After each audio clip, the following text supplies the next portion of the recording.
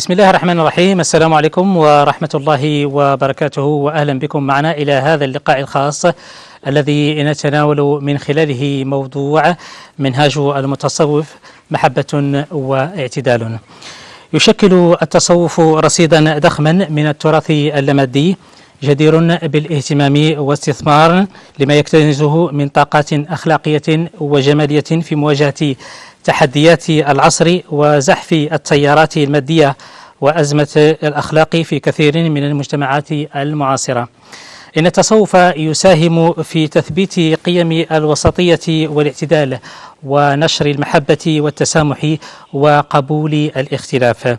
يمكن أن يشكل اليوم مدخلا لبناء مجتمع أخلاقي وكيان حضاري متشدد ومنتج لقيم النهوض والمواطنة، يحافظ على ثوابت الأمة الدينية والتاريخية، وفي الآن ذاته يساير العصر في المتغيرات.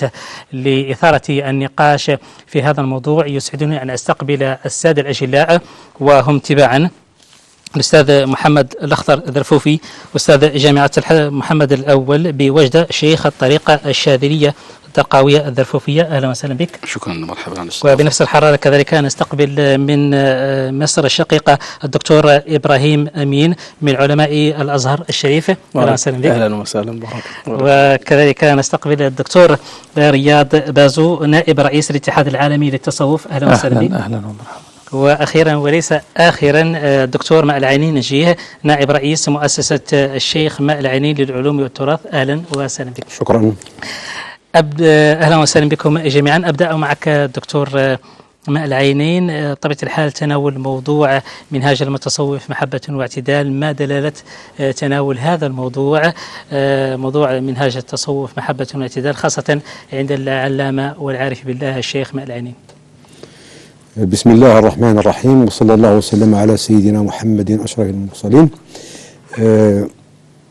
هذا الشعار، شعار منهاج المتصوف محبة واعتدال، هو شعار ارتأت مؤسسة الشيخ ماء العيني للعلوم والتراث أن يكون شعارها للملتقى الثالث للفكر الصوفي عند الشيخ ماء العينين.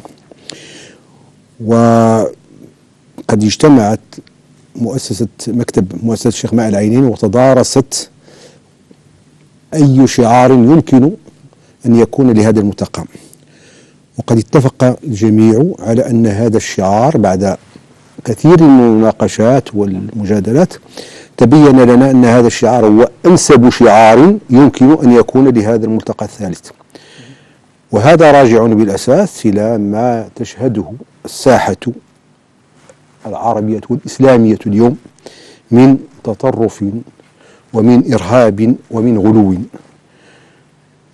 الذي ليس له أي علاقة بالدين الإسلامي الحنيف وبحقيقة التصوف السني. لذا ارتأينا أن نأخذ بهذا الشعار وحددناه في نقطتين مهمتين، وهما منهاج المتصوف محبة واعتدال.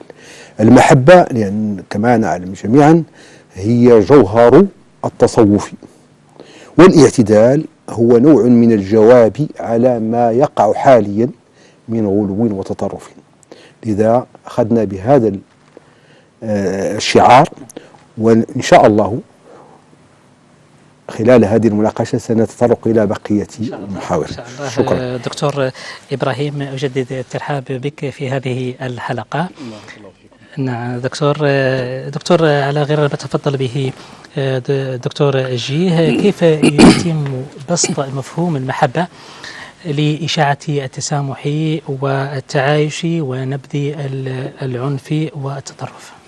الحمد لله والصلاة والسلام على سيدنا رسول الله وعلى آله وصحبه ومن والاه. مرحبا بحضرتك وأشكرك على التقدمة الرائعة والترحاب، وأشكر المملكة بأجمعها حتى لا أنسى أحدا، وأفتخر وأشرف بأن أجلس هذه الجلسة في هذه الصحبة الكريمة مع السادة العلماء والأساتذة والدكاترة.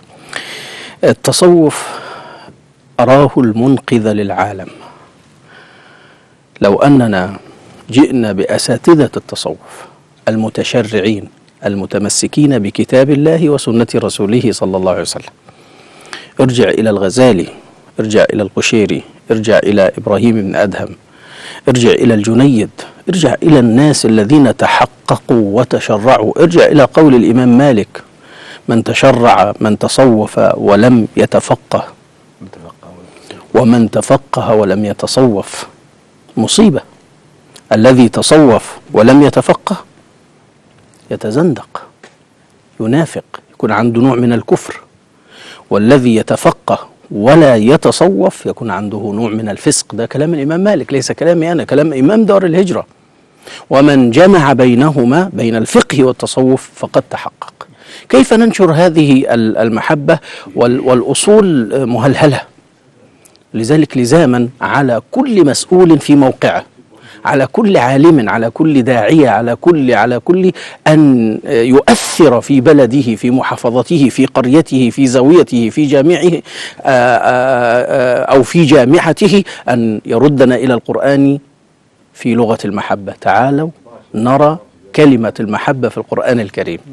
هل تقتصر على زوجتك، على ابنك، على أبيك، على شيخك، على أخيك، على جارك؟ ستجد كلمة المحبة تستغرق العالم كله، حتى جعلنا صلى الله عليه وسلم نحب الجماد. يستقبل في دخول أحد، يستقبله جبل أحد فيقول: أحد جبل يحبنا ونحبه. إيه معنى الحب ده اللي عندنا؟ النبي كان متصوف. بعض الناس يقول لك التصوف معرفش قرن ايه وسنة لا يا حبيبي، ده التصوف من أول آدم. التصوف هو المراد من خلق العباد: وما خلقت الجن والإنس إلا ليعبدون. هذا هو التصوف. مش التصوف عبادة لله؟ هذا هو. فإذا رددنا الناس إلى الأصول، الأنبياء والرسل، إلى القرآن، أنا لن أطيل حتى أترك الفرصة لأساتذتنا وأحبابنا، نردها إلى الأصول، إلى القرآن، إلى السنة، إلى سيد الوجود صلى الله عليه وآله وسلم، إلى الصحابة، ونرى كيف نشروا الحب بينهم وبين بعضهم رغم وجود الخلاف في الرأي. هذا يقول في مسألة فقهية حرام، وهذا يقول حلال، ولكن لا تنشب فتنة بينهم أبدا. لا يكفر هذا ذاك ولا ذاك هذا. متى نصل إلى هذا المعنى؟ متى تجتمع مدارس التصوف؟ متى يؤثر أساتذة التصوف وشيوخ التصوف وشيوخ أهل السنة والجماعة حتى نرى تصوفا سنيا منضبطا بالكتاب والسنة، لا شطحات فيه تخالف الكتاب والسنة، ولا ترهل، ولا كما يقال في المنهج الوسطي: لا إفراط ولا تفريط. نعم. دكتور رياض باتو، أجدد الترحاب بك في هذه الحلقة وفي هذا الملتقى الذي يجمع خيرة العلماء والأساتذة. سؤالي لك دائما في إطار المحبة: كيف نؤسس لهذا الفكر؟ كيف يمكن الإسهام لإشاعة المحبة ونبذ كل أشكال التطرف والعنف؟ بسم الله والحمد لله والصلاة والسلام على رسول الله وعلى آله وصحبه ومن والاه. اللهم لا سهل إلا ما جعلته سهلا، وأنت تجعل الحزن إذا شئت سهلا، فسهل اللهم كل عسر واجعله سهلا سهلا. حقيقة معنى التصوف كما قال الأشياخ: من هو الصوفي وكيف نوفق المتصوف منهاج المتصوف محبة واعتدال؟ قال: الصوفي من صفى قلبه فصفى، من صفى قلبه لله سبحانه وتعالى فصفى القلب فصفاه الله، وسلك طريق المصطفى. وهذا بنحط تحت منها خطين: وأذاق جنبه طعم الجفا، وجعل الدنيا خلف القفا. من صفى قلبه فصفى. لا يمكن لإنسان أن يصفو قلبه ويكون عنده تطرف أو يكون عنده عنف. متى صفى قلبه لله أصبح كتلة رحمة، كتلة محبة، كتلة تقرب، وسلك طريق المصطفى. هذا تأكيد. لو تتبعنا، ولو تتبع العالم كله، ولو سار العلماء على نهج الحبيب المصطفى عليه الصلاة والسلام، لكنا بألف خير. حتى الآن يشهد غير المسلمين بعدالة الحبيب المصطفى ومحبته، حتى يقول برنارد شو هذا المفكر والفيلسوف: لو كان محمد في زمننا هذا لحل مشكلة العالم وهو يرشف فنجانا من القهوة. حتى جعل مايكل هارت الكاتب الذي عكف 10 سنوات على دراسة العالم من زمن آدم إلى هذا الزمن، وانتقى 10,000 شخصية ثم لخصهم إلى 1000 ثم لخصهم إلى 100، وكتب كتابا سماه 100 الأوائل، وجعل الشخصية الأولى على 100 وهو غير مسلم، والحق ما شهد به الأعداء. على هؤلاء 100 على 10,000 جعل الشخصية الأولى المفيدة والتي أثرت في العالم هو محمد رسول الله صلى الله عليه وسلم. هذا كان واضح. ولو نحن درسنا حقيقة سنة الحبيب المصطفى عليه الصلاة والسلام وسيرة الحبيب المصطفى عليه الصلاة والسلام لوجدناها تفعم بالرحمة والمحبة.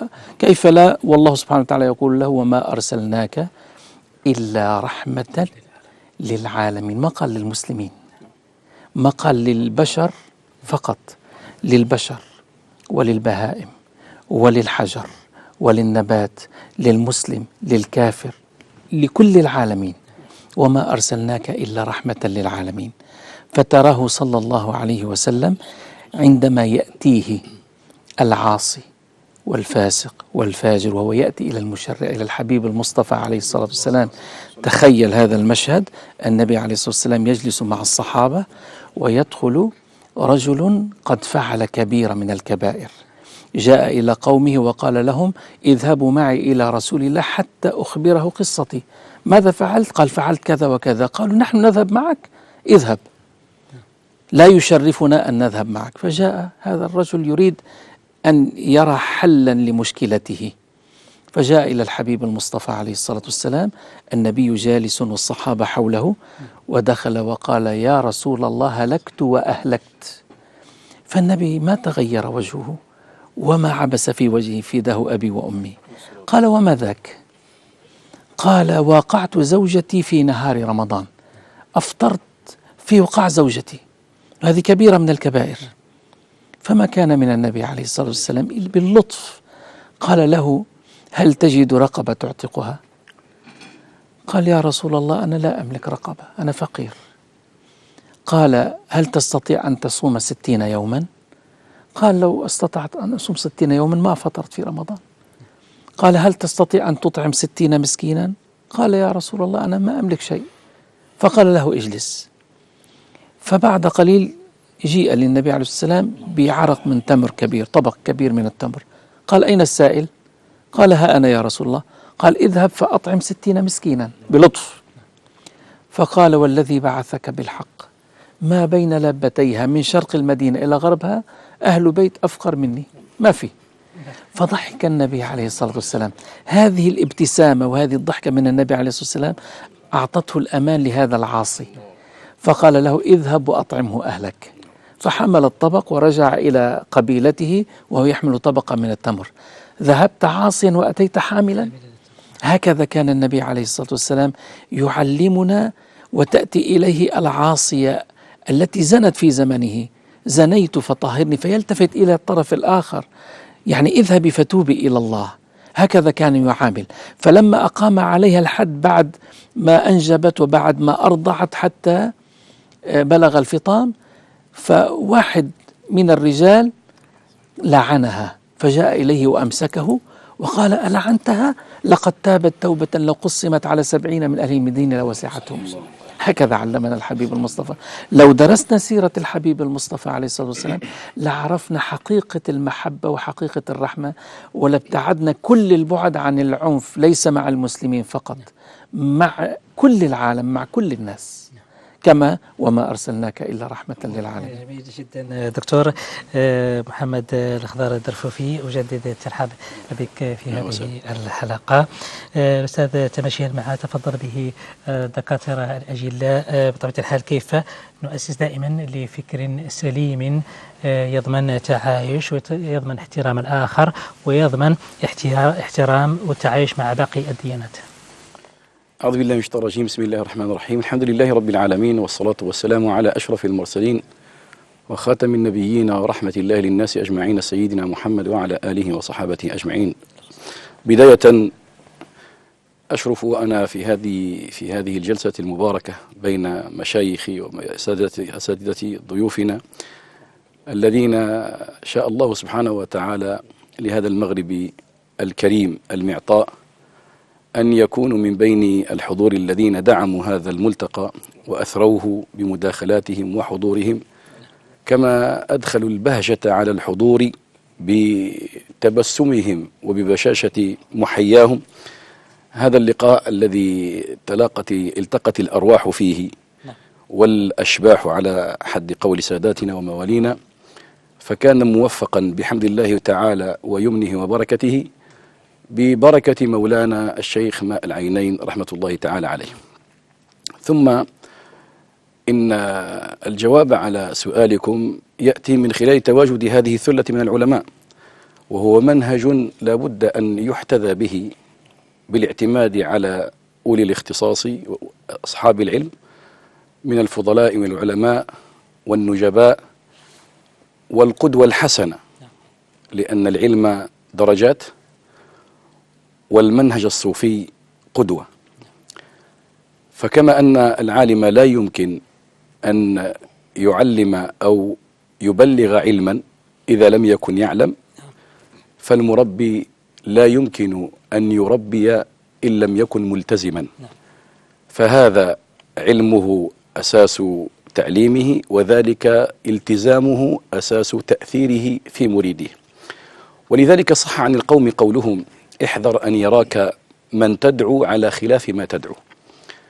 العلماء هم منارة الهدى، وهم الأساس الذي تبنى عليه الآمال من أجل الأخذ بأيدي التائهين المتخبطين في عشواء وفي معترك الأحداث التي يعرفها عالم اليوم، وخاصة هذا العالم الذي أصبح يتأثر بسرعة من خلال ما توافر فيه من آليات التواصل الاجتماعي وغيرها من الفضائيات التي أصبحت تدخل عقر الدار أينما كان الفرد يعيش في أي مجتمع من المجتمعات. فكان لزاما أن نفكر في طريقة ما من أجل إنقاذ ما تبقى أو ما أمكن إنقاذه مما بقي من هذه الأمة، علها تكون لبنة تتأسس من خلالها الأجيال المستقبلية لإزاحة كل ما من شأنه أن يعرقل المسار الإيماني وصولا إلى تحقيق الرضا الرباني عند الباري سبحانه وتعالى. فالآن كما تعلمون أن العالم الحديث أصبح وصلت فيه المادية منتهاها، حتى إن الفرد الغربي مل من هذه المادية وأصبح يبحث عن بديل لها. الخطاب الحداثي وما يصحبه من مصطلحات ملت الجهات الغربية أو العالم الغربي مل من هذه المصطلحات، فأصبح يبحث عن بديل. هذا البديل لم يجده الغربي إلا في الاتجاه الروحي، ونحن حينما نرجع إلى ديننا وإلى إسلامنا نجد أن الإسلام تتقاسمه الأشياء الثلاث التي عرفت واشتهرت في حديث أو من خلال حديث جبريل عليه الصلاة والسلام: الإسلام والإيمان والإحسان. فهنالك الجانب العملي، وهنالك الجانب الاعتقادي، وهنالك الجانب السلوكي. نحن حينما نريد أن نؤسس لابد أن نؤسس على أساس ومرتكزات قوية متينة، حتى نضمن للبناء أن يكون فيما بعد بناء قويا يستطيع أن يواجه كل العقبات ويواجه كل الإعصارات التي يمكن أن تحاول أن تهز من كيانه أو تشتت نظره في حياته أو في منتهى أو في مسار حياته. ولذلك أختصر، حينما نتحدث عن المنهج نتحدث عن المخطط والآليات والأنساق والوسائل التي من خلالها يمكن أن نأخذ بالمربى إلى درجة الكمال التي يريد المربي أن يوصل بها أو يصل بها إلى منتهى الكمال المرتقب. نعم، جميل جدا دكتور محمد الأخضر. أستاذ جيه، بطبيعة الحال تبقى مثلا الزوايا تبقى لها دور كبير في تلقين هذه القيم وتلقين هذه المبادئ المشعة عن النبي صلى الله عليه وسلم وعن ديننا الحنيف. كيف تلعب الزوايا هذا الدور الهام والجوهري؟ فعلا الزوايا اليوم وخاصة عندنا في بلادنا المغرب تلعب دورا. نموذجا زاوية الشيخ مع العينين. زاوية الشيخ مع العينين الحمد لله اليوم تلعب دور مهم في تلقين التصوف السني الحقيقي. نعم. الذي هو بعيد كل البعد عن النوع المعروف في بعض الزوايا من مثلا بعض الأعمال التي بعض الشطحات إلى آخره. نعم. هذا كامل نحن لا نقوم به في زاوية الشيخ مع العين التي هي مبنية أساسا على التصوف السني والعقيدة الأشعرية. ونحن كما قال شيخنا الشيخ مع العينين في كتابه المعروف إني مخاوي لكل الطرق، يعني شيخنا الشيخ مع العينين كان يأخذ بجميع الطرق الصوفية، كان يعتبرها موحدة بالنسبة له، وكان يعطي جميع الأوراد من جميع الطرق الصوفية. إذن هذا معناه بأنه كان يعتمد على التصوف السني كان عنده بالنسبة لزاوية الشيخ مع العين. جميل جدا. دكتور إبراهيم، بطبيعة الحال الحديث دائما عن الوسطية والاعتدال في الدين الحنيف، ما هي مدلولات هذه الوسطية وهذا الاعتدال الذي جاء به ديننا الحنيف؟ الله أكبر. وسطية العقيدة عندنا في الإسلام: اهدنا الصراط المستقيم صراط الذين أنعمت عليهم غير المغضوب عليهم ولا الضالين. هناك من أفرط فعبد مئات الآلهة، إله للهوى وإله للشمس وإله للمية وإله لكل حاجة يعني، وإله حلاوة وإله عجوة. وهناك من فرط في هذا الأمر حتى، لكن جاء الإسلام حنيفا، ما كان إبراهيم يهوديا ولا نصرانيا ولكن كان حنيفا مسلما وما كان من المشركين. اهدنا الصراط المستقيم في العقيدة. أيضا في الشريعة الإسلام يلزمنا بالتعبدات أن تكون مستقاة من الكتاب والسنة، قرآنا صريحا أو حديثا صحيحا أو ما لا يتصادم مع صراحة القرآن وصحيح السنة. صريح القرآن وصحيح السنة. طيب، ده احنا باختصار خدنا العقيدة وبعدين ادي الشريعة. ندخل في الأخلاق، الوسطية في الأخلاق. واحد مثلا شاف واحد ما بيصليش على غرار ما تفضل بيه فضل الدكتور رياض، ما بيصليش عايز يقتله، مش على طول كده. ما بيصوم مش عايز يكفره، لا مش هي دي الدعوة. واحد تاني شايف واحد مش متصوف، لا يبقى ده رايح كذا ومحروم ومقطوع بالراحة يعني. لا نقبل هذا التشدد من فلان من غير المتصوف ولا من المتصوف. مش معنى ان احنا بنؤيد التصوف يبقى خلاص كل ما ياتي به الصوفي وما ينطق به شيخ من مشايخ الصوفيه بقى على راسنا. صلنا خايف اعترض فانطرد، من اعترض انطرد. ايه الكلام ده؟ هذا لا يليق بنا. الصوفي اخطا يحاسب. كان النبي صلى الله عليه وسلم يحاسب الصحابه. هل يرقى الصوفي فوق الصحابي؟ هل يرقى من يدعي أنه ملتزم وأنه من جماعة كذا أو أنه فوق الصحابي؟ كان صلى الله عليه وسلم يعنف بعض أحبابه وليس الصحابة العاديين. إن منكم منفرين. لمين؟ لمعاذ حبيب قلب النبي صلى الله عليه وسلم لما أطال في الصلاة. فإذا الوسطية في كل شيء، في العقيدة، في الشريعة، في الأخلاقيات. عد إلى منهج التربية، كيف كان يربي صلى الله عليه وآله وسلم من حوله، الصديقين، الأولياء اللي أو في أول مراتب الصدق، حتى العصاة. يجي الراجل يقول له اذنبت ذنب، يقول له لعلك كذا لعلك كذا لعلك، والنبي اللي يصرف الراجل يقول له لا انا عملت، يقول له يا اخي تلاقيك ما عملتش. لا يا رسول الله انا عملت، يقول له يا ابني تلاقيك انت ناسي بس ولا 5 مرات، والنبي صلى الله عليه واله وسلم يرده، حتى ارسل الى قومه وقال اهذا مجنون؟ قالوا لا يا رسول الله ليس به جنون. فالحديث مطول، شاهد الكلام أننا لا نريد أن نصب جام غضبنا وانطلاقي أن أنا بحب ربنا، عايز الناس تتصوف كلها، مش هيحصل. عايز الناس تبقى كلها تبليغ ودعوة، أو مش هيحصل، لأن احنا في فكرة مسيطرة علينا أن احنا هنخلي العالم كله كذا. لن يحدث، لن يحدث. لا بد من التعايش، يتعايش المسلم مع غير المسلم والصوفي مع غير الصوفي. ادعوا إلى أدي الوسطية. حتى أنا ما بحبش أطول لما أبقى مع أحبابنا عشان أستفيد أكثر، يعني أختم بهذا: ادعوا إلى سبيل ربك مش سبيل نفسك. دي مشكلة عندنا عايزة حلقات يعني. ادعوا إلى سبيل ربك بالحكمة والموعظة الحسنة. وقطعا هيحصل فيه اختلاف، طب نعمل ايه؟ قال وجادلهم بالتي هي احسن. نعم جميل. دكتور رياض، طبيعة الحال ربما لديك ما تضيفه على ما تفضل به دكتور إبراهيم في هذا الباب؟ ما أحد يضيف على الدكتور إبراهيم ما شاء الله.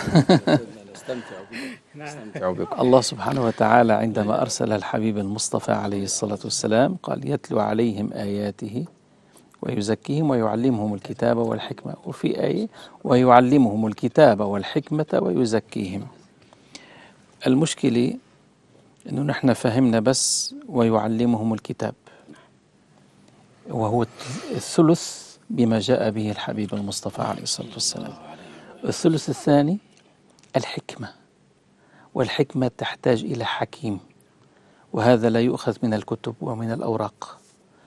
ويزكيهم يحتاج إلى مزكى ومزكي. فعندما توقفنا عند الشطر الأول أو الثلث الأول اللي هو الكتاب، فهمنا كما نريد وفسرنا القرآن كما نريد، فأصبحنا نفسر آيات على الهوى، وأصبحنا نفسر آيات القتال على أنها عنف. ولكن النبي عليه الصلاة والسلام ما كان مهاجما في حياته إلا كان مدافعا عن العقيدة. الآن إذا نظرت من يقول من الناس أن الإسلام عنف وإرهاب، أنا أقول ارجع إلى الوراء. الحرب العالمية الأولى كم مات فيها من العالم؟ 21 مليون. الحرب العالمية الثانية 50 مليون. حرب الجزائر 1.5 مليون. الثورة الفرنسية، وعد ما تريد. طيب 23 سنة من حياة النبي عليه الصلاة والسلام، انسى 13 سنة التي كان فيها في مكة، لأنه بدأت الدولة في المدينة المنورة. 10 سنوات ونيف. كم مات فيها أم كم قتل فيها وكم استشهد فيها؟ 1018. 259 شهيد من المسلمين والباقي من المشركين. هل هذا الدين بني على العنف؟ هذا في كل حياة النبي عليه الصلاة والسلام، في كل حياة النبي. نعم يا سيدي، نعم، أنا عم بحرك لك القريحة. غزوة بدر، غزوة أحد، غزوة الخندق، كان كل هذه الغزوات في المدينة، كلها في المدينة. مكة تتحرك 500 كيلو عشان تقتل المسلمين. طب النبي يدافع عن نفسه ولا ما يدافعش؟ جاءوا في بدر ليقتلوا المسلمين، جاءوا في أحد فالنبي يدافع في أحد، جاءوا في الخندق وحاصروا المدينة كلها ليستأصلوا المسلمين، يدافع عن نفسه. فكانت الغزوات دفاعا. بس دي حتة سيدنا الشيخ رمها لي كده عشان أقولها. اتفضل.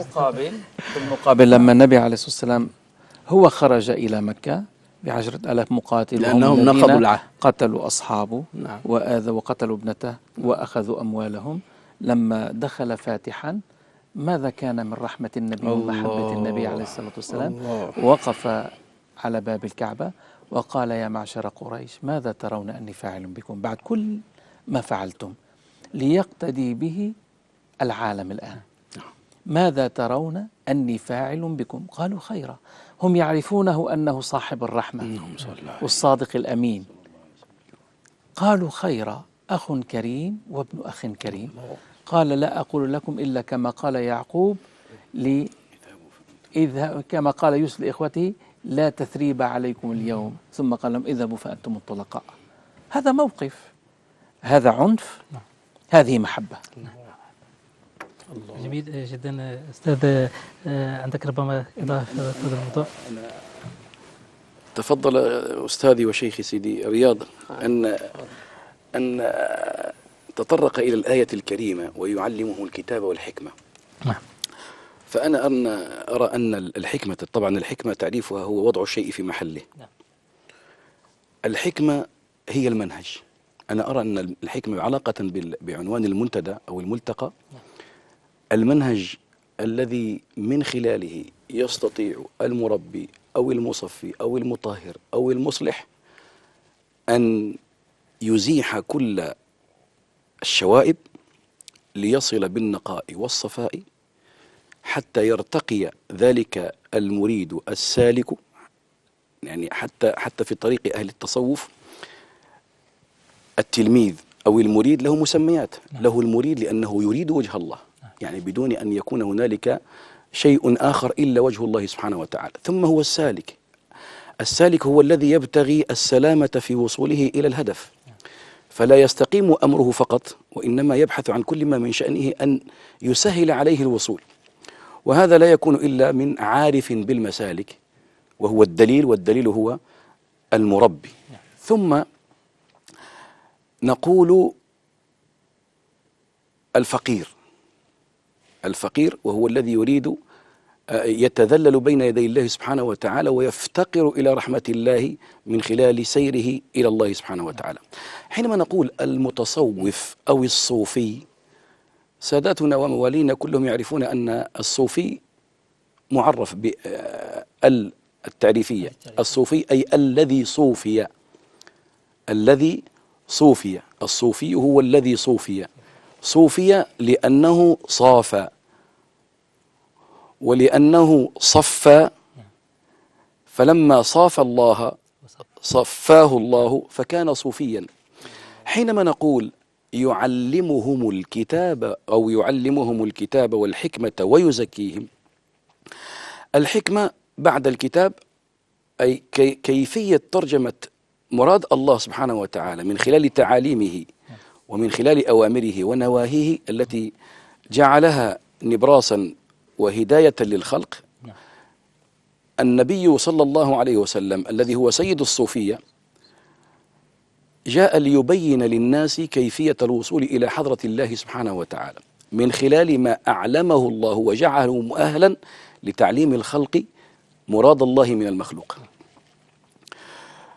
حينما نبحث عن مفهوم الحكمة في حياة رسول الله، شيخنا تفضل بسرد حكاية. نحن حينما نرجع إلى سيرته صلى الله عليه وسلم نجد سيرته مليئة بهذا النوع من الأحداث أو من القصص أو من الروايات التي تنم عن حس إيماني ورحمة حقيقية للعالمين. فإذا كان الحق سبحانه وتعالى قال وما أرسلناك إلا رحمة للعالمين، قال أيضا وما أرسلناك إلا كافة للناس بشيرا ونذيرا، أي يبشرهم كلما تقيدوا وانقادوا وأسلموا أنفسهم لله، يبشرهم بأن أمرهم عند الله أمر عظيم وجميل جدا، وينذرهم أنهم إذا ما خالفوا فإن في مقابل المخالفة العذاب أو الضلال. كما أنك لو تقول لأحد احذر أن تذهب من هذا الطريق، فلعلك إذا سلكته وجدت مطبات أو وجدت منعرجات أو وجدته مقطوعا، فهذا دليل يدلك على طريق أفضل منه. أنت إذا أخذت به نجوت ولا يلزمك، لأن الدين مبني على عدم الإكراه، لا إكراه في الدين. والله سبحانه وتعالى حينما وصف نبيه قال وما أرسلناك إلا كافة للناس بشيرا ونذيرا، وقال وإنك لتهدي إلى صراط مستقيم.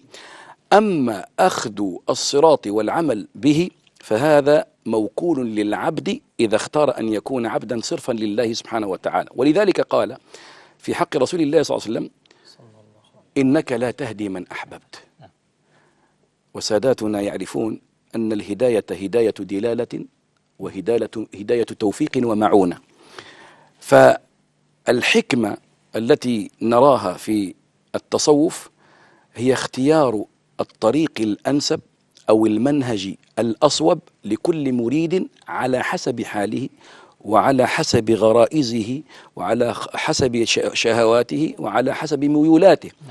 ويرحم الله سيدي أحمد زروق حينما يقول: وعدد الطرائق بعدد أنفاس الخلائق، فلكل مخلوق له أسلوبه وله طريقته، ولا يمكن أن يختار لمخلوق المنهج الذي يناسبه إلا إذا كانت الحكمة من ورائه. نعم، جميل جدا.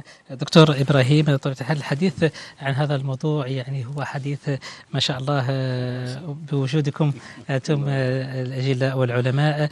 بطبيعة الحال بيت القصيد في هذه العملية ربما كلها الشباب، كيف يعني يمكن بسط هذه المفاهيم وكيف يمكن تأسيس هذه المناهج حتى يستقيم حال الشباب وعدم التأثر بهذه الأفكار وبهذه الأمور المتطرفة أكثر. معظم من كان حول النبي صلى الله عليه وآله وسلم كان في سن الشباب. نعم. خرج منهم المحدثين، المفسرين، المؤولين، المجاهدين في سبيل الله، الذين بمعنى الجهاد ليس بمعنى القتل، وإنما كما استمعنا واستمتعنا منذ قليل من فضيلة الدكتور رياض إنه كان دفاعا عن النفس. نعم. وكان إخراجا للمستعمرين من أراضي العرب. الرومان كانوا يحتلون أراضي العرب، فكانوا حوله صلى الله عليه وسلم فعرف كيف يربيهم. الشباب الآن مستهدف بالإنترنت، مستهدف بالسوشيال ميديا، مستهدف بالواتساب، مستهدف بي بالشهوات، بالملذات، بكذا. احنا عايزين نرجع نضم شبابنا تاني. مش كفاية انك راضي عن الزوايا وراضي عن الصوفية، لا، انا رضاك بس مش كفاية، لا، ده انا عايزك تفعل هذا الرضا بأمور مادية. مدارس تقام، ملاعب ومسارح، وتقدم هذه الترفيهات عشان اخد انا الشباب ده عندي بدل ما يروح في حتة تانية وياخد ترفيهه بشيء خطأ. يوضع منهج متكامل من المسؤولين، سواء مسؤولين في الدولة او مسؤولين في التربية، المشايخ. مش كفاية تديني بركتك يا سيدنا الشيخ، لا، ده انا عايزك تنزل وتتفاعل. النبي كان يروح للولد الصغير عمير ويقول له: ايه اخبار الطائر بتاعك؟ ما فعل النغير؟ ايه ده؟ سيدنا النبي يسأل حتة عيل يقعد جنبه ويطبطب عليه ويقول له: طب هات لعبه معاك شوية ولا ايه؟ وكلته ولا لا؟ شربته؟ وبعد ما يموت يروح يعزيه. النبي صلى الله عليه وسلم يعزي صغير في طائر الله. ايه اي منهج، اي قرب هذا؟ حتة الفجوة اللي بين المشايخ وبين الشباب دي، لا، احنا عايزين نشيلها. هنشيلها ازاي؟ هذا يوضع له منهج نقرب شبابنا ونسمعهم. مشكلتنا ان انا عايز، انا الشيخ قلت لك بتسمع، لا، يا سيدنا الشيخ ما تنزل شويه، انا مش قادر على قال وقلنا وكذا لا، انزل شويه وكلمني مغربي بالدرجه كده عشان افهم، مش دلوقتي يعني لما اتعلم الدرجه بقى. فنقترب من الشباب منهجا، لغه، سلوكا، تربيه، فكرا. اذا اقترب الشباب من الحبيب صلى الله عليه واله وسلم، يعني من الاشياخ، يعني من المربين، يعني من الدعاة، افتدوا الدعوه والداعيه بانفسهم. رأينا في عجالة العجالة شابين يقفان في بدر جنب سيدنا عبد الرحمن بن عوف، فسيدنا عبد الرحمن لقى عيل على يمينه وعيل على شماله، قال: كنت أود أن أكون بين يعني. فأحدهم قال: يا عم، أتعرف أبا جهل؟ قال: نعم. وما شأنك به؟ قال: سمعت أنه يؤذي رسول الله، والله لئن رأيته لا يفارق جسدي جسده حتى يموت الأعجل منا. قال فسيدنا عبد الرحمن يعني فرح. الثاني برضه قال له: يا عم، تعرف أبو جهل؟ نفس الحكاية في ودنه. فلحظات وأشار إلى هذا أبو جهل. 12 13 سنة 14 سنة في هذه الحدود، على اختلاف اللي قال ما بين 14 و15، ينقضان على هذا العتل، على هذا الفرعون الأعظم اللي كان أصعب من فرعون موسى كما جاء عنه صلى الله عليه وسلم، فيخلصان العالم من شره. فالشاب لما يفهم قوة، بدل ما ياخد واحد تاني كذا ولا كذا، مش هسمي بلاد ولا دول عشان ما نعملش مشكلة، ياخده ويعمل له غسيل مخ ويخليه يستخدمه ضد الإسلام، فيخليه يعمل شيء خطأ، يتكلم كلام خطأ أو يتصرف تصرفه، وبعدين شوف الإسلام، لا أنت الإرهابي. والله الإرهاب ما جاءنا إلا من عندكم، وما تمتع إلا بأموالكم، وما تربى إلا في مدارسكم. أما نحن فالإسلام يتبرأ من كل تصرف فيه عنف يصدر من شبابنا. الرحمة بهؤلاء الشباب، والقرب منهم، ولا بد وأن يحدث تعاون وتكاتف بين الجميع. يوضع منهج، الفلاسفة على المجتمعين، على التنمية البشرية، على الفقهاء، على المحدثين،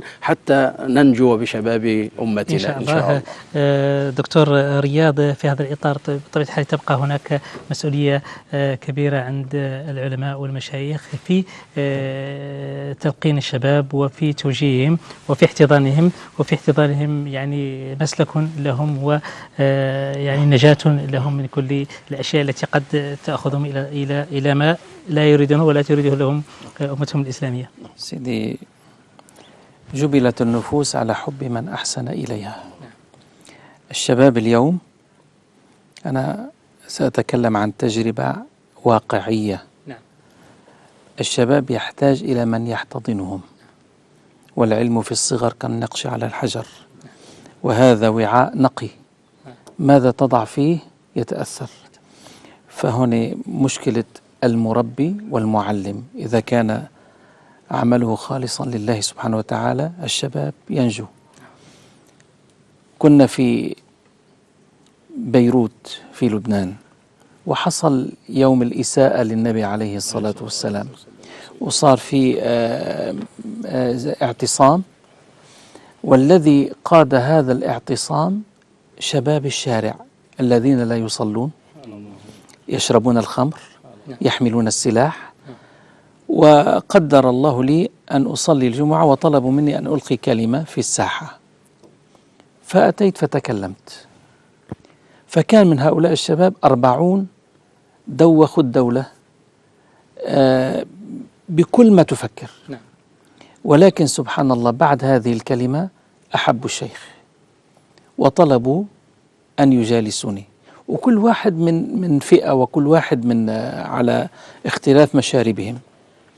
بدأت معهم بأن الله يحبكم، وأن رسول الله صلى الله عليه وسلم لو رآكم لفرح بكم. كانت هذه البداية، وكانت جلسة على أثرها قالوا نحن نتوب إلى الله، ولكن ماذا نفعل؟ قلت لهم نذهب عمرة. لا يعرفون شيء، يعني حتى الوشم على أكتافهم وأحوال. وذهبنا إلى العمرة، والذي فاجأني عندما كنا نتحدث في العمرة عن رحمة الله وعن سيدنا رسول الله عليه الصلاة والسلام، تراهم يبكون إذا سجدوا. يعني تشعر عندما وقفنا والسلام على النبي عليه الصلاة والسلام، كان لهم حال عجيب. الآن بعد 3 سنوات هم الآن من أهل قيام الليل والتهجد، و40 شابا تغيروا من حال إلى حال. ما هو السبب؟ الأسلوب.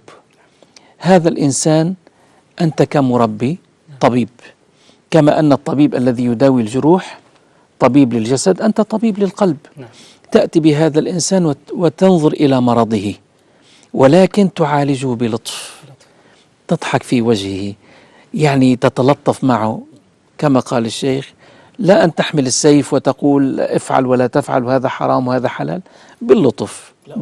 ينكفر ينفجر وإن كان عجبكم. وهذه مشكلة المشاكل التي وصلنا إليها. ولا تستوي الحسنة ولا السيئة، هذا كلام الله. ادفع بالتي مش حسن، أحسن أفضل شيء عندك. فإذا الذي بينك وبينه عداوة كأنه ولي حميم، انتهى. ولكن المقصود وما يلقاها إلا الذين صبروا وما يلقاها إلا ذو حظ عظيم. الله يجعلنا منهم ومعهم. مشايخ ودكاترة، يعني ربما عمر البرنامج لم يبقى منه الكثير في هذا الحديث الشيق والهام بوجودكم طبعا سادة الأجلاء. نختم يعني بكلمات ختامية. أبدأ معك الأستاذ أمل عين النجيه في كلمة ختامية، ولو أن الحديث يعني يطول والنقاش شيق بوجودكم سادة الأجلاء.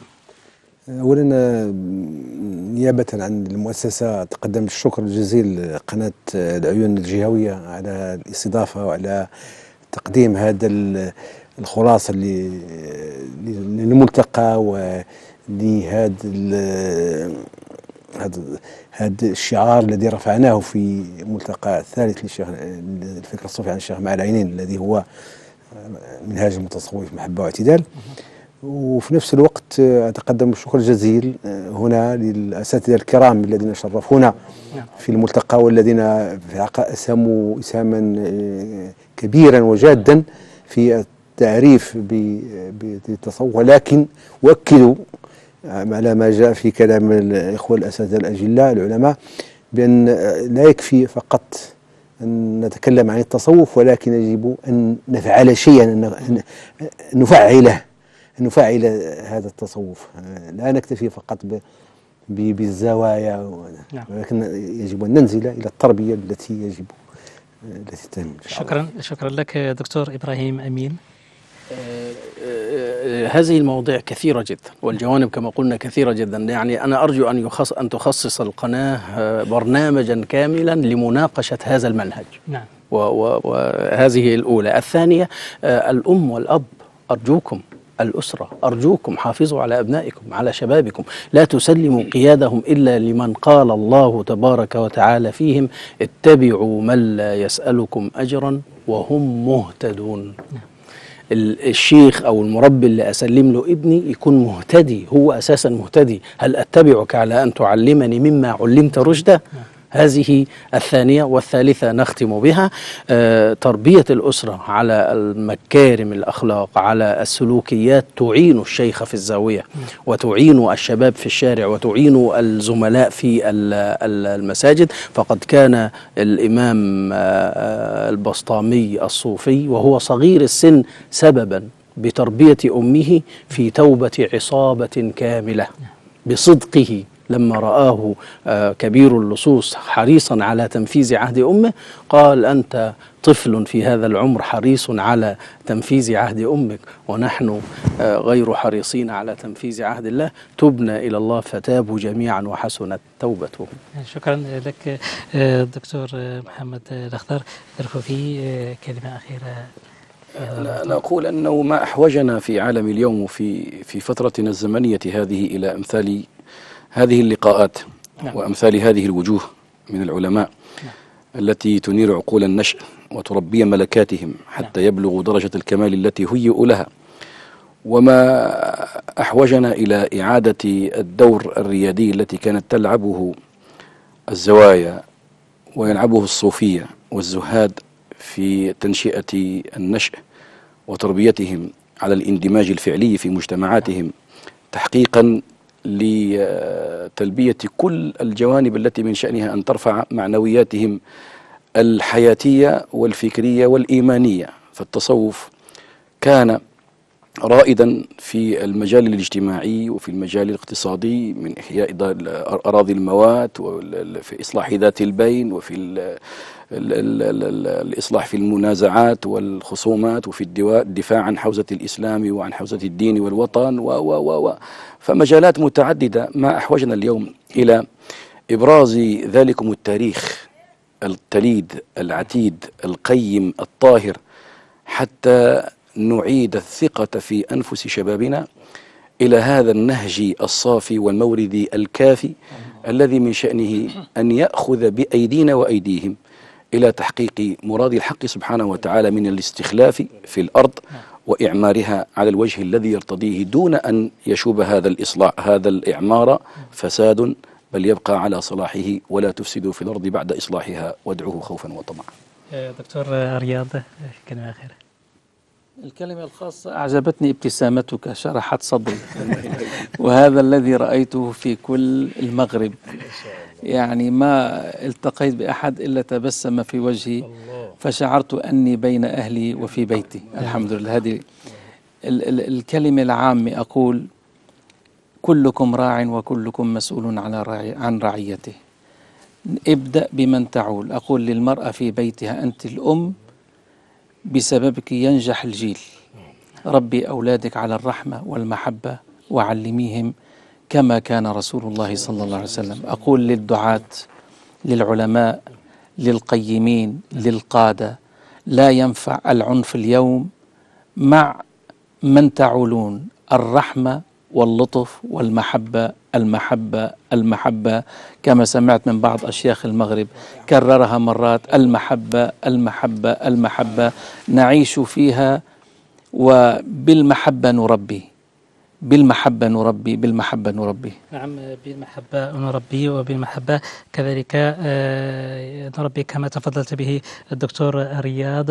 ودكاترة الأجيال وإبقاء التصوف له دور فعال في بناء الفرد، وهذا الفرد يشكل المجتمع الرشيد والمنشود. في الأخير لا يسعني إلا أن أشكر السادة العلماء الأجلاء، وهم تباعا محمد الأخضر الدرفوفي أستاذ جامعة محمد الأول بوجدة، شيخ الطريقة الشاذلية الدرقاوية الدرفوفية. شكرا لك سيدي على طيب حضورك، شكرا وعلى ما تفضلت به من معلومات وأغنيت بها هذا اللقاء الشيق. شكرا. وبنفس الحرارة كذلك نشكر الدكتور إبراهيم أمين من الشقيقة مصر، من علماء الأزهر الشريف. شكرا لك على قبول الدعوة، وشكرا على ما تفضلت به من معلومات قيمة في هذا الموضوع. تقبل الله منا. نعم.